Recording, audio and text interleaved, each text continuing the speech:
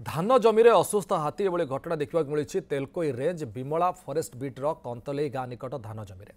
माखन हाथी दीर्घ 3 मास अब असुस्थ अवस्था घूरी बुलुवा बेले चिकित्सा अवहेलू खाଇବା पीवा ठीक भाव होना फल हाथी दुर्बल हो पड़ी सका कंतलेई गाँ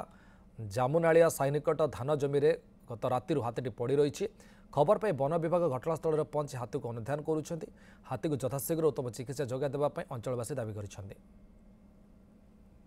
ये हाथी तो आज्ञा दीर्घ दिन एमती कहले 3 मास भाया है पाखे सबुड़े पड़ुची उठुची हेले आज आम आम ये जमी रे पड़ जाइए चिकित्सा फिकित्सा करदे अनुभव हो बची जाता हाथीटा पड़ी दुर्बल रू पड़ी खाया पीवा असुविधा या कि मुक्ति कले ये बची जाता बाहर उठेवा व्यवस्था करा जाऊ आम कंतलेई ग्राम हाथीटे गोड़ बोधे भांगी जाइए तेणु जदि सरकार तरफ डाक्तर व्यवस्था करा जाए